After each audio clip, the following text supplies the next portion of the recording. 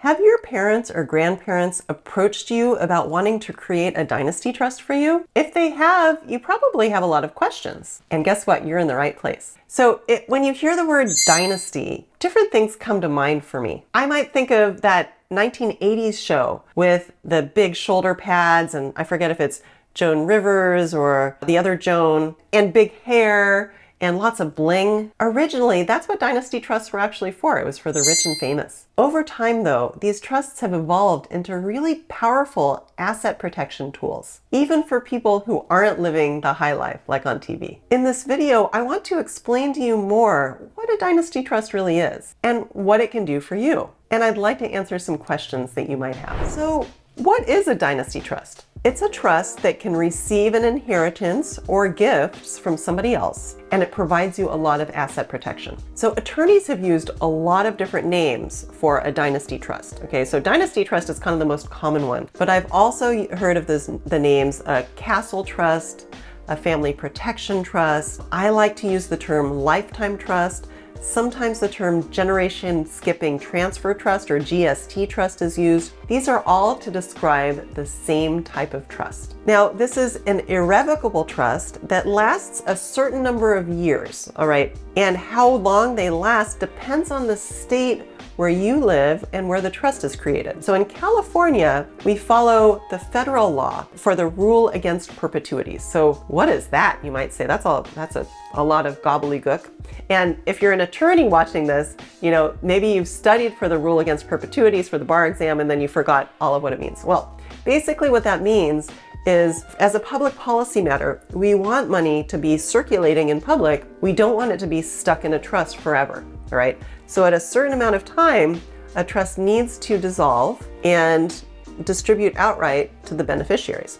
In California, that amount of time it's about 90 to 100 years. What it really is they take the life of the youngest person alive when the trust is funded, and it lasts for their lifetime plus another 25 or so years. So that does end up about 3 generations.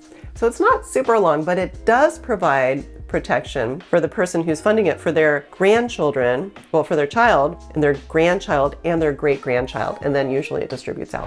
Now, if you want a trust that lasts longer, you can actually set up a dynasty trust in another state. But the drawback of that is usually you need to have the trustee be a bank or a trust company in that state, and so you kind of lose management control. And you also have to pay the yearly fees for the management of that trust. So the bank might charge 1.25% or 1.5% of the underlying trust assets every year to manage that trust. And that can deplete the trust assets. So I found most of my clients are not super concerned with how long the trust lasts, and they're okay with setting up in California, but you may choose to go to an asset protection specialist who sets up dynasty trusts in other states. Okay, so there's 3 major types of protections you get from a dynasty trust. So when we're talking about asset protection, this is really what it means. So the first protection is the type that I hear most parents really want for their kids, and this is if you get married and then divorced, or if you're already married,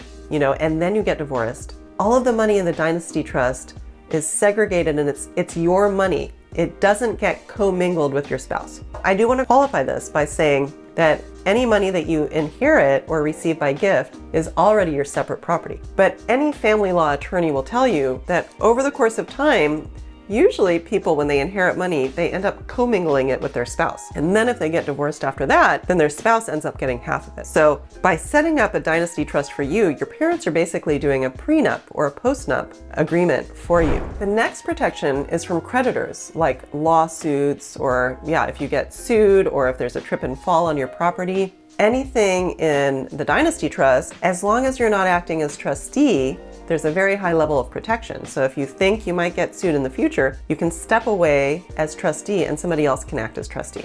So that's a big point that I actually want to point out is anyone can be trustee of this dynasty trust. Your parents can name you as trustee.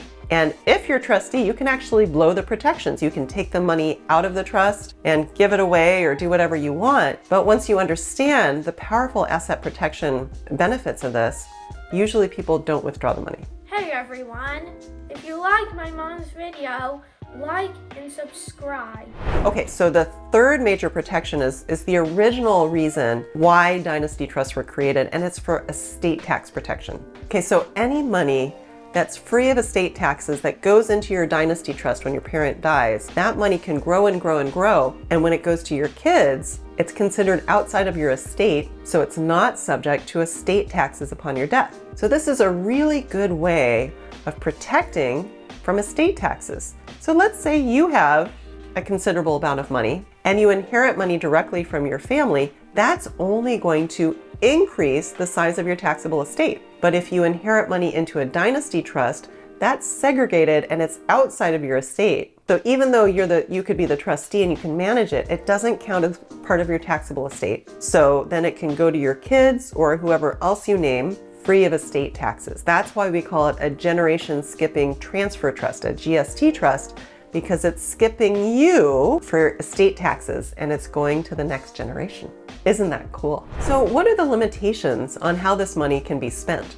Well, oftentimes we draft Dynasty trusts to have a distribution standard that's called the HEMS standard. So that stands for Health, Education, Maintenance, and Support, HEMS. So we're saying that the trustee can use this money for anything that falls within those four categories: health, education, maintenance, and support. And that's just about everything. So it's not supposed to be used for gambling or illegal drugs or activities or like maybe round the world cruises, things that are just money falling through your fingers. But for just about anything, this Dynasty trust can be really useful. And the way you're supposed to use it is to use the trust to buy stuff. So for example, if you decide that you want to buy a summer home, you don't take the money out of the Dynasty trust and then buy the summer home in your name. Instead, the Dynasty trust buys the summer home. Or maybe you say, well, we want the Dynasty trust to buy half of the summer home, and then me and my spouse will buy the other half. So it's co-owned, half by the Dynasty trust, half by me and my spouse. Well, if I end up getting divorced, then the half that's in the Dynasty trust, all of that comes back to me, and then half of the half that my spouse and I own goes to me as well. So you see how that can work. So the Dynasty trust can own all of a property or part of a property. Dynasty trust can hold stocks and stock options. It can hold many different things, not just cash. So why might you not want a Dynasty trust? Well, I think the main drawback is really it's procedural, because it takes some upkeep to keep a Dynasty trust going. Basically, when the trust is funded, and usually that's when your parents die, but they may choose to fund the trust a little bit earlier. At that point, you have to get a separate tax ID number, and then you have to start filing income tax returns. All right, they're fiduciary income tax returns, forms 1041. And usually you would work with an accountant to prepare at least the first one. All right, so if you're not really into filing extra tax returns and you don't see any reason to have asset protection, you may not be interested in a Dynasty trust. But I found that a lot of kids really like these protections and they want them, even though there's a little bit of upkeep to do. So what are the alternatives if you don't want a Dynasty trust? Well, your parents can just leave you the money directly. Now at that point, you'll need to turn around and put the money into a trust, a revocable trust of your own, because we want those assets to avoid probate. So that revocable trust you report under your own Social Security number. You can set it up as a separate property trust even, okay, whatever you inherit. And then it's still not subject to division if you endure a divorce later, because it's your separate property. But you have to make sure that you don't commingle assets. You don't put community property assets into a separate property trust and vice versa. So you have to be really a stickler for the details there.